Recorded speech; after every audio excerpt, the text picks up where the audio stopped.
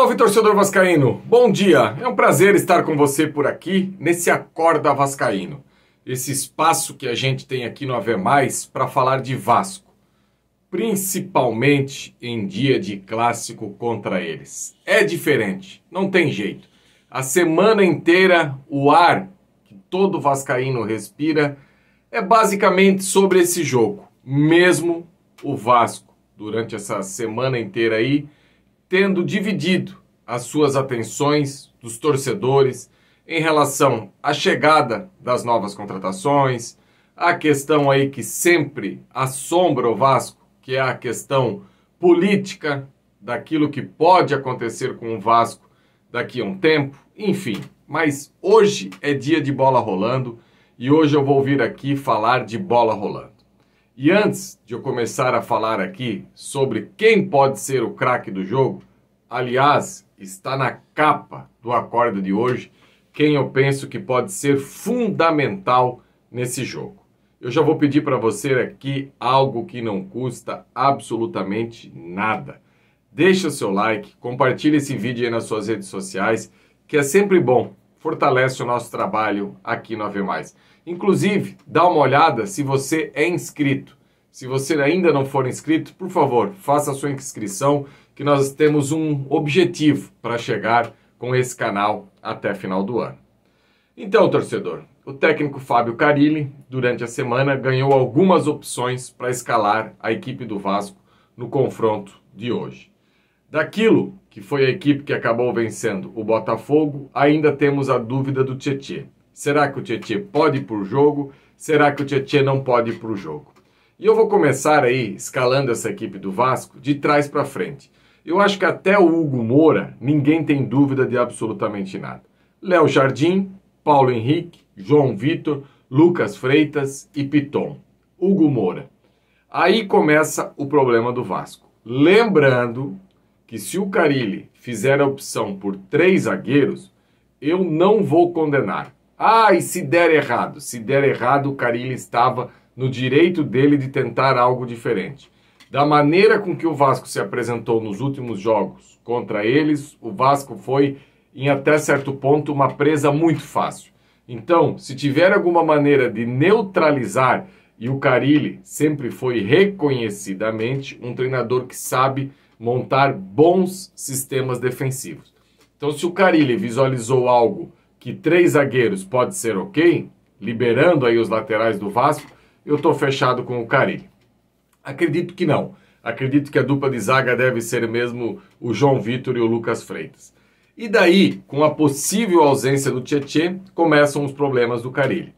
Porque o nosso elenco, com a mesma característica aí do Tietê, nós teríamos o Paulinho, que infelizmente está suspenso com o 3º cartão amarelo e retorna somente na semifinal da próxima semana. Ou então no confronto na Copa do Brasil contra o Nova Iguaçu na próxima quarta-feira.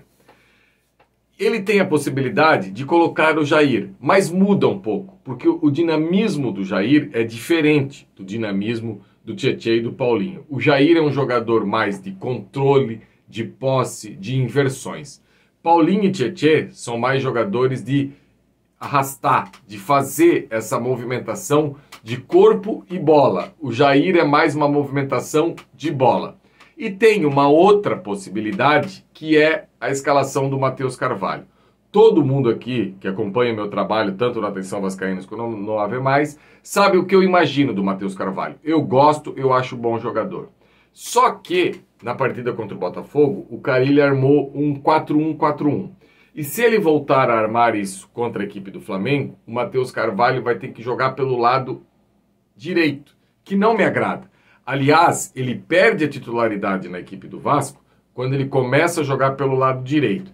E se ele jogar pelo lado esquerdo nesse 4-1-4-1, daqui a pouco vai precisar mexer até no posicionamento do Coutinho e aí realmente não agrada. Agora, se o Carille for para a zona de conforto dele, que é o 4-2-3-1 que ele gosta, aí você coloca Matheus Carvalho ao lado do Hugo Moura, tá resolvido, tá fechado. Só que um Matheus Carvalho pela esquerda. O meia centralizado, acredito que seja o Coutinho, não tem problema nenhum. O 1, lá na frente, o Verratti. Agora, a questão, E eu acho que a grande dúvida do torcedor vascaíno é quem vai ser escalado para ser os beiradas do Vasco. Outro detalhe aqui, talvez o Carille até possa fazer um Vasco com 3 volantes, com Jair, Hugo Moura e Matheus Carvalho, Coutinho, Beirada e Verratti. Acho difícil, porque vai ficar com 2 jogadores no meio que não tem muita característica de dar essa arrastada em todo momento. Talvez, se fosse para montar esses 3 volantes com a presença do Tietê, aí sim, por exemplo, montar um tripé de volante com Hugo Moura, Matheus Carvalho e Tietê, Coutinho, Verratti mais um. Também dá essa possibilidade. O meu objetivo do Acorda hoje aqui para você, torcedor, é trazer as inúmeras possibilidades que o Carille começou a ganhar a partir dessa semana. E olha, que eu nem trouxe ainda a possibilidade da escalação dos 3 jogadores contratados e que já foram regularizados. Se ele for para o 4-2-3-1, eu acredito que pelo menos um desses novos contratados deve fazer aí a sua estreia. Agora, num primeiro momento, se o Lloyd tivesse chego um pouquinho antes, eu acho que o Lloyd seria escolhido. Porque é um jogo que, na teoria, o adversário vai ficar mais com a bola e a gente precisa de alguém, a hora que retomar essa bola, atacar o espaço, buscar o fundo, buscar a velocidade. E entre esses 3 jogadores aí, que tem a possibilidade de jogar amanhã, o Lloyd é o que sabe fazer isso melhor. Só que a gente não pode esquecer que o Lloyd fez uma sessão de treinamento com o elenco. Então também você chegar de cara e jogar, eu sei que o torcedor anseia por isso, eu sei que o torcedor tem inúmeros exemplos de jogadores que chegam num dia e jogam no outro, ok, e se o Carille fizer também tá bom. Eu só não vejo a possibilidade de escalar mais de um desses novos contratados. Aí não é informação, é algo que eu percebo. Eu acho que dos 3, quem tem a possibilidade maior de sair jogando é o Nuno, porque o Nuno faz esse lado esquerdo do campo, tem uma recomposição bacana. Eu acho que ele pode ir de Ryan, Verratti e Nuno com o Coutinho jogando por dentro. Agora, o que precisa ficar claro é que o Vasco teve uma semana cheia. E por isso que eu coloco lá na capa que o Carille é o craque do jogo. O Carille, com certeza, e toda a sua comissão se debruçou em cima do modelo do rival e vai tentar, de alguma maneira, neutralizar. E não ser aquele Vasco presa fácil do primeiro tempo do último confronto. Se for o Vasco dos primeiros 25 minutos do segundo tempo, aí ok. Lembrando que o lado de lá também tem os seus problemas. O Michael, que vinha sendo titular, está fora. O Cebolinha, o substituto do Michael, também está fora. Só que mesmo assim tem um trio de ataque que é de respeito. Gonçalo Plata, Bruno Henrique e provavelmente o Luiz Araújo, que é um bom jogador. Então tem que ver como que vem o lado de lá. Inclusive, o técnico Felipe Luiz deixou claro que pode ser que ele vai poupar alguns jogadores por causa da grama sintética. Agora está todo mundo preocupado com a grama sintética. Até uma semana atrás, enquanto não tinha o movimento dos jogadores, a grama sintética estava ok. Agora a moda é poupar jogadores porque a grama sintética vai matar todo mundo.